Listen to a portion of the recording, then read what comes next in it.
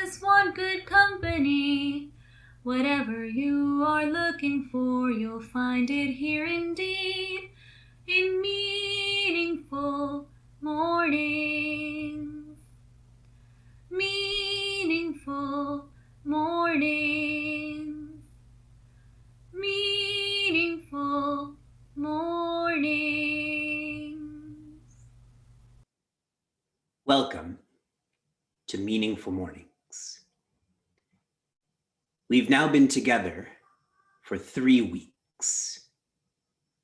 For 3 weeks, you are becoming a morning person.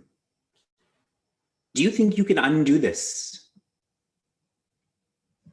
Tomorrow morning, do you think if you don't set an alarm that you'll sleep in? I don't think so. Studies have shown that if you engage in an activity for 3 weeks straight, that becomes your habit. And I'm glad to see all of you that we now have this habit to be a morning person, morning people. Luck is circumstantial. Circumstances change, so luck changes. Good luck, bad luck. Grace is not dependent on the circumstance, rather is the feeling of a divine presence. Outside, inside. And this is unchanging. The Bhagavad Gita is a reminder of how fortunate we are, how much grace is in our lives. And returning to our previous verse, Sanjaya is a worker that is on the side of the Kauravas. Rishi Vyasa has offered Dhritarashtra Divya Drishti, has offered to give him sight and sound of what's happening in this conflict. And Dhritarashtra rejects that for 2 reasons. Number one, he knows he's wrong and he doesn't want to see and hear that.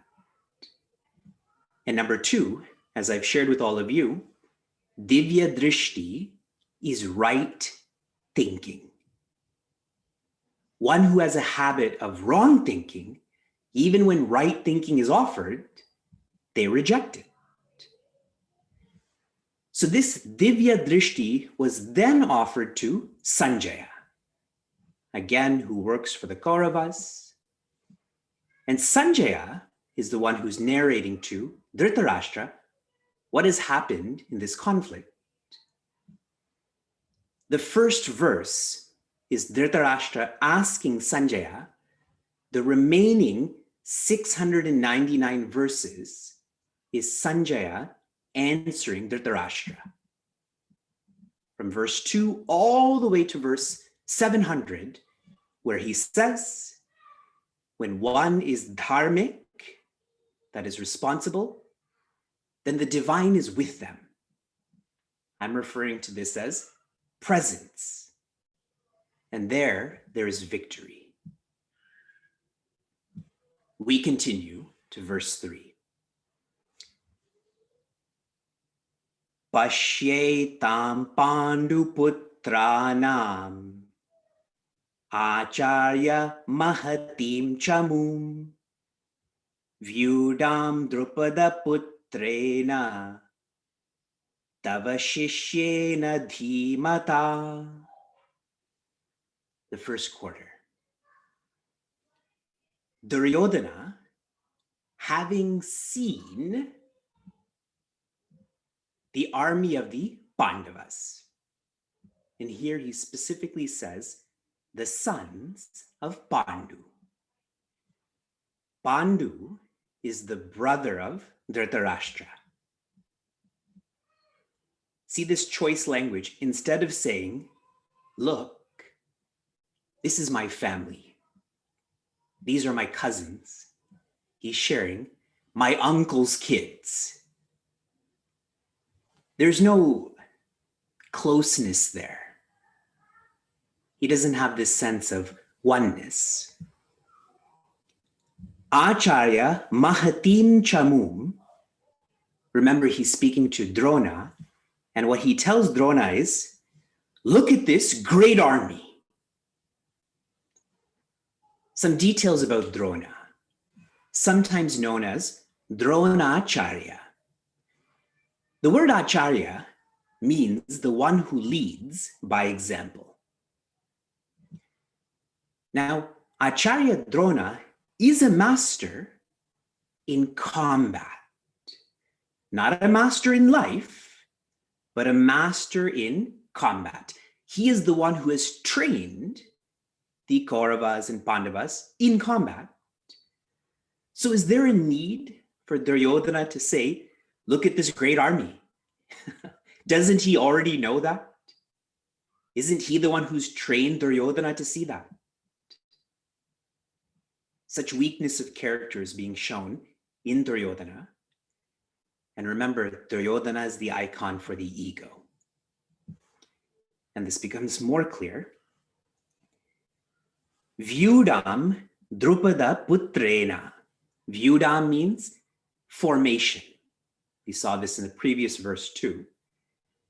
And he tells Drona, the leader of this formation is Drupada's son. Now, some history behind this. The leader of the Pandava army, his name is Drishtadyumna. Drishtadyumna. But Duryodhana doesn't say that. He says this army is being led by Drupada's son, who is Drishtadyumna. Drona and Drupada are enemies. See how he's inciting Drona? And we know what happens when you incite others. He's inciting Drona. He could have shared, this is Drishtadyumna, but he's bringing to his attention, this is your enemy's son. And what kind of son is he? Tava Shishyena Dhimata. He is your wise disciple. In other words, Duryodhana is questioning Drona's loyalty. He's questioning his loyalty that you taught him. He is wise because of you. What this shows is the passive-aggressive nature of Duryodhana, of our egos. Whenever there's an inner conflict, this inner conflict, as much as you hide it, he approaches Drona like a king, as if to honor him. But his thoughts were not like that, so his words turned out not to be like that also. And so an extraction for us from this verse is to be careful with what you're thinking. And if that's out of control, at least be careful with your words. I observe a lot of us are passive aggressive. And we feel this is normal, but all of this is expression of ego.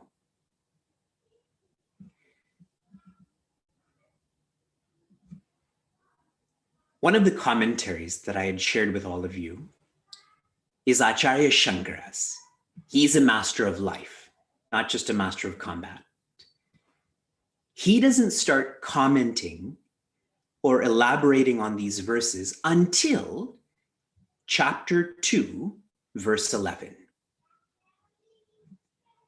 An entire chapter, I believe there's 47 verses in this chapter, plus another 10 in chapter 2. He has nothing to share. And the reason for this is the philosophy of Bhagavad Gita begins then. What Acharya Shankara does share as an introduction for all of these verses, he shares, there is only the divine. His actual word is Narayana. There is only the divine. And the divine has expressed as creation. The divine is expressed as creation. And there's only two ways to live in creation. I'm sharing this with all of you because there's not much more in verse 3. So I'm giving you more insights from different teachers. The initial way to live in creation is called pravritti. That is to focus on prosperity. The more evolved way to live in creation is nivritti, which means to live for peace. I've shared that with you. You think about it.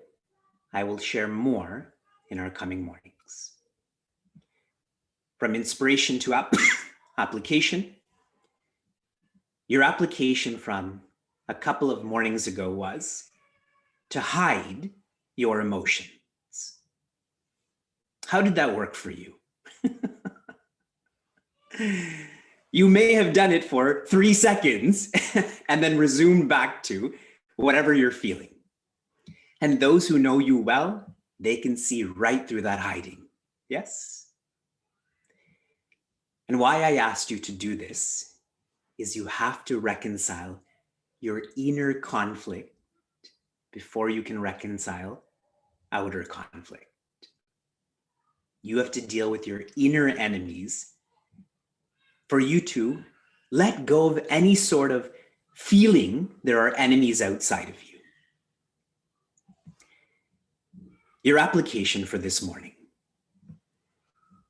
This morning is the 2000th post on our Chinmay Mission Niagara Instagram account. 2000.